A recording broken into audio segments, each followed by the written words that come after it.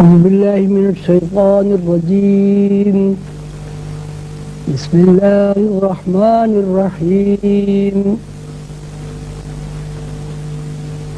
فلما جن عليه الليل رأى كوكبا قال هذا ربي فلما أفل قال لا أحب الآفلين.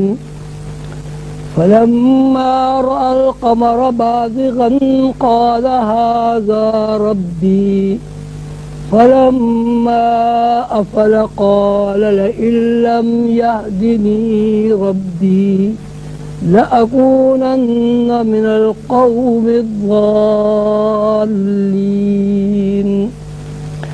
فلما رأى الشمس بازغة قال هذا ربي هذا أكبر. فلما أفلت قال يا قوم إني بريء مما تشركون. قال يا قوم إني بريء مما تشركون.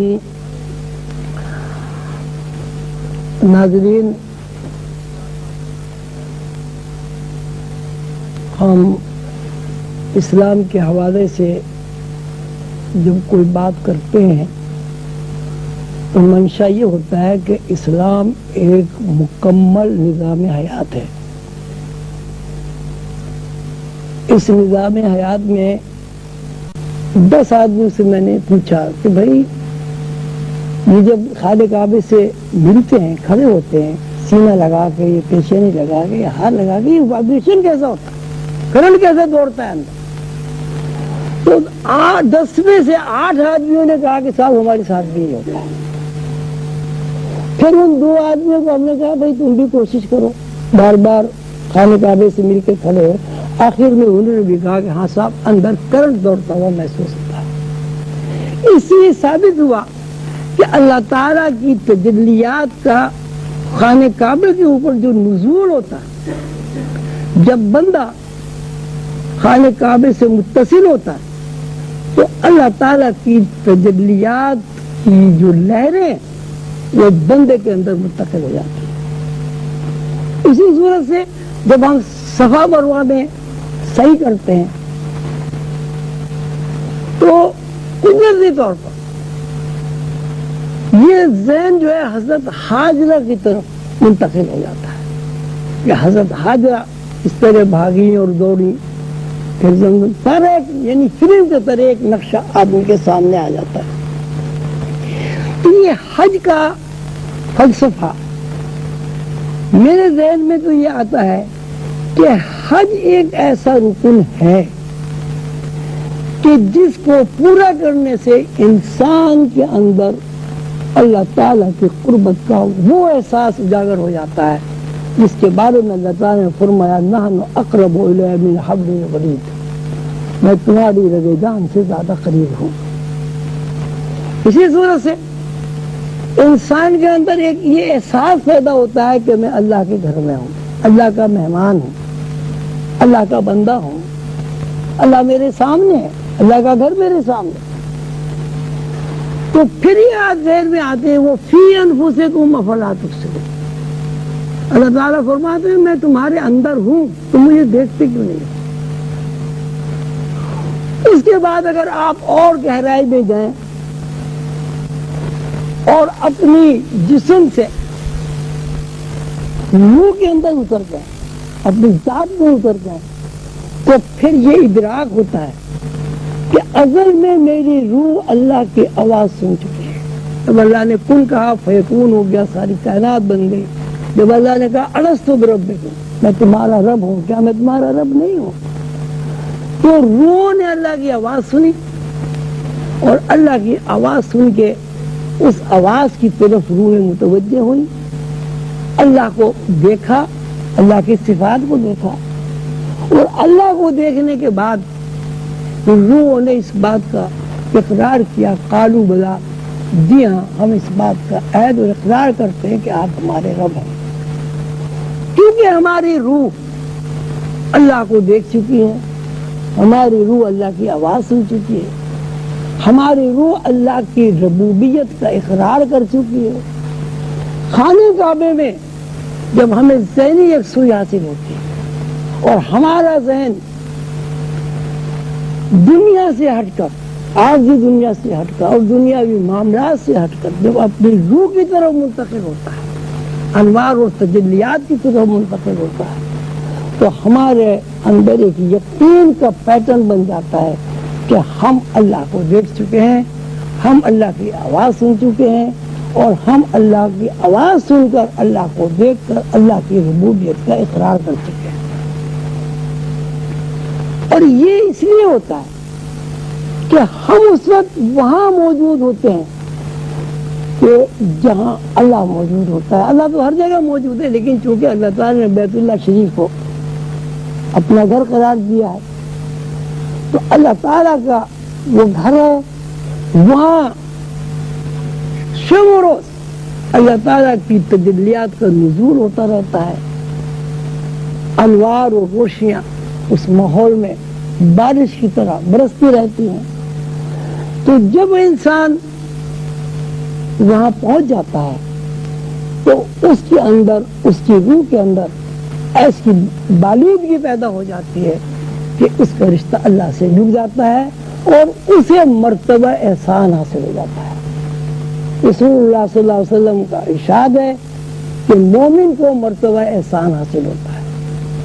مرتبہ احسان یہ ہے کہ بندہ یہ دیکھے کہ میں اللہ کو دیکھ رہا ہوں، اور مرتبہ احسان کا ایک درجہ یہ ہے کہ بندہ اس بات سے واقف ہو، اس بات کو جانتا ہو کہ مجھے اللہ دیکھ رہا ہے۔ حج میں ایک بہت بڑی جو اہم چیز ہے وہ ایثار ہے، قربانی ہے۔ حضرت ابراہیم علیہ السلام کی عمر 85 سال بتائی جاتی ہے روایت میں۔ 85 سال میں حضرت اسماعیل علیہ السلام پیدا ہوئے۔ اب آپ اندازہ لگائیے کہ 85 سال کی عمر میں اللہ تعالیٰ نے جس بندے کو بیٹا عطا کیا ہو اور اللہ تعالیٰ فرمائے کہ بھئی اس کی قربانی کر دو، حضرت ابراہیم علیہ السلام نے اس خواب کی تعمیل میں اپنے بیٹے کی قربانی کر دی۔ اس سے بڑا ایثار دنیا میں کوئی نہیں ہو سکتا۔ خواب کی اہمیت بھی حضرت ابراہیم علیہ السلام کے اور حج کے فلسفے میں بڑی اہم ہے۔ کیا اللہ تعالیٰ یہ فرما رہے ہیں کہ ہم نے ابراہیم کو خواب میں دکھایا کہ اپنے بیٹے کو ذبح کر دو۔ وہاں یہ بات نہیں ہے کہ ہم نے ابراہیم سے کہا کہ اپنے بیٹے کو ذبح کر دو۔ اس سے خواب کی اہمیت ظاہر ہوتی ہے۔ یعنی انسان کی زندگی کا وہ رخ جس کو ہم باطنی رخ کہہ سکتے ہیں، یا وہ رخ جس کو ہمارے سائنسداں لاشعور کہتے ہیں، ایک ایسا رخ ہے کہ جس رخ میں انسان جو بھی کچھ دیکھتا ہے، اگر اس کا ذہن انوار و تجلیات سے معمور ہے تو وہ دیکھنا اسی طرح دیکھنا ہوتا ہے جس طرح ہم بیداری میں دیکھتے ہیں۔ خواب کی مثال حضرت یوسف علیہ السلام کے قصے میں بھی ہے۔ تو یہ حج جو ہے ہمیں اس جگہ لے جا کر کھڑا کر دیتا ہے، مناسب جب ہم اسے ادا کرتے ہیں، کہ جہاں ہمارا رشتہ براہ راست اللہ سے قائم ہو جاتا ہے۔ صرف اتنا کرنا ہے کہ جب اللہ تعالیٰ نے ہمیں حج کی سعادت عطا فرما دی تو ہمیں اللہ کے گھر میں بیٹھ کر بیت اللہ شریف کو سامنے رکھ کر اللہ کو یکسوئی کے ساتھ ڈھونڈنا اور تلاش کرنا ہے۔ ساتھ ساتھ مدینہ منورہ جب ہم جاتے ہیں تو وہاں رسول اللہ صلی اللہ علیہ وسلم کے مزار اقدس پر حاضری ہوتی ہے۔ مزار اقدس پر حاضری کا بھی یہ ہے کہ بے شمار واقعات ہمارے اسلاف کے، ہمارے بزرگوں کے کتابوں میں منقول ہیں کہ رسول اللہ صلی اللہ علیہ وسلم کی زیارت سے مشرف ہوئے، رسول اللہ صلی اللہ علیہ وسلم نے ان کے اوپر انعام و اکرامات کی بارش برسائی، تو حج کے فلسفے میں بنیادی بات جو ہے وہ ایثار اور قربانی ہے، اور جب انسان ایثار اور قربانی سے واقف ہو جاتا ہے اور ایثار اور قربانی پہ عمل درآمد اس کا ہو جاتا ہے تو اس کے اندر حضرت ابراہیم علیہ السلام کی وہ طرز فکر پیدا ہو جاتی ہے جس طرز فکر کو دین حنیف کہا گیا ہے، اور دین حنیف ہی اسلام ہے اور اسلام ہی سلامتی کا مذہب ہے۔ حاضرین و ناظرین، میں نے آپ حضرات کے سامنے جو معروضات پیش کی، میری دعا ہے کہ اللہ تعالیٰ اسے قبول فرمائے، مجھے اور آپ کو اس پر عمل کرنے کی توفیق عطا فرمائے، اور مسلمانوں کے اندر سے جو تفکر نکل گیا ہے، مسلمانوں کے اندر سے جو ریسرچ نکل گئی ہے، اس پر ہمیں عمل کرنے کی اور جدوجہد کرنے کی اور صحیح کرنے کی توفیق عطا فرمائے۔ ساتھ ساتھ یہ کہ میں نے جیسے ابھی آپ سے عرض کیا ہے کہ اسلام ایک مکمل ضابطہ حیات ہے اور اجتماعیت ہے پوری۔ اللہ تعالیٰ ہمیں تفرقوں سے نجات عطا فرمائے اور اللہ کی رسی کو مضبوطی کے ساتھ تھامنے کی توفیق عطا فرمائے، اور اللہ تعالیٰ ہمیں ہر مصیبت سے، ہر شر سے، ہر آفت سے محفوظ فرمائے۔ آپ سب حضرات تشریف لائے، آپ کا بہت شکریہ۔